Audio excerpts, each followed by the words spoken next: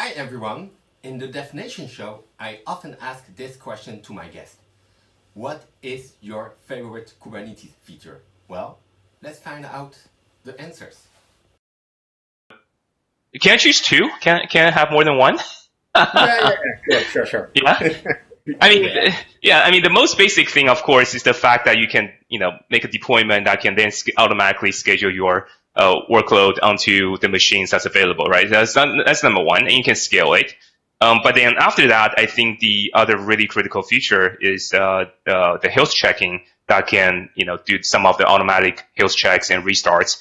I mean, to me, that's the most basic, fundamental application lifecycle features that everyone should be using, and it makes the system run better, and you can be more hands off. So to me, that's definitely one of my favorite features, right? Because without it, Kubernetes wouldn't be today, I think. Yeah, so those are the first features that's out there, and they're still my favorites today. Yeah, the most basic ones, really. One single feature. So I would have to decide between, first of all, just the scheduling of pods that you say, okay, give me so and so many replicas, and then just Kubernetes makes sure they end up somewhere, and you don't have to care about it. So this abstraction, well, or probably even more the service discoverability.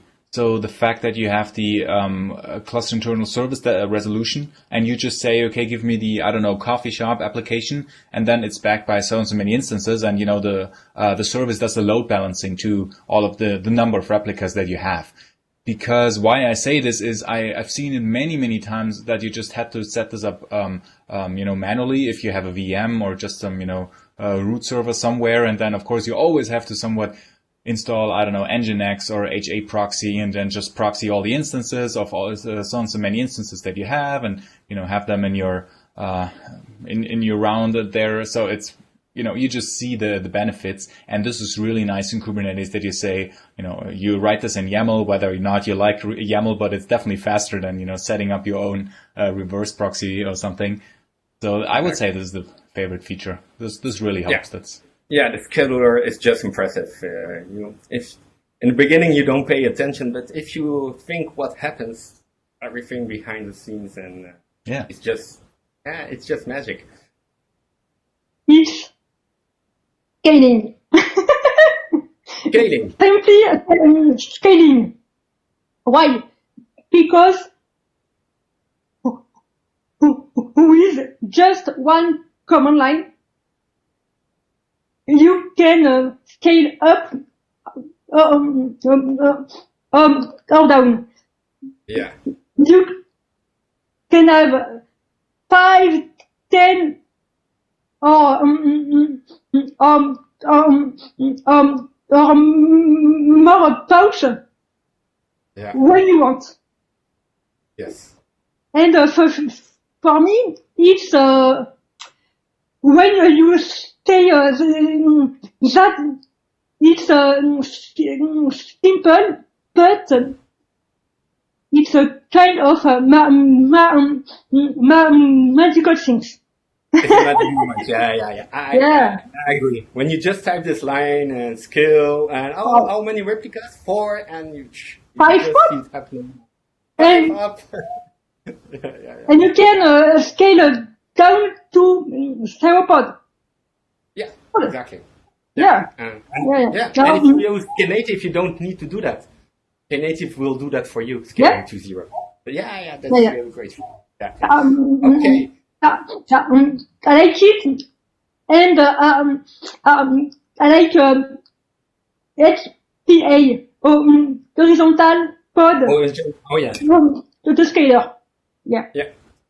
Okay.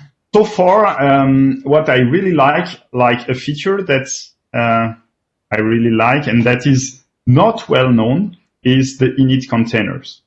So you can have you can describe a pod with multiple images, and sometimes you need to initialize this or this image when it starts. And these init containers allows you to do that. And the good thing is the contract is if basically until this initialize container has not finished successfully, then your containers, they won't start. Yeah. That's really good. Meaning you can be sure that when you start, you have the exact state that you needed. So for example, you can read from a remote Git repository and put that into a shared volume in the pods, and you know that it will be there when you start. I think it's a nifty feature that is, well, not as well known as it should be, but it's really good. Again, I'm not an expert, so probably there are a lot of features that are really great, but this one I love, at least for my usage. Yeah, that's really interesting. You're the first one mentioning the init container, and And you, what is your favorite feature in Kubernetes? Share it in the comments. Bye bye.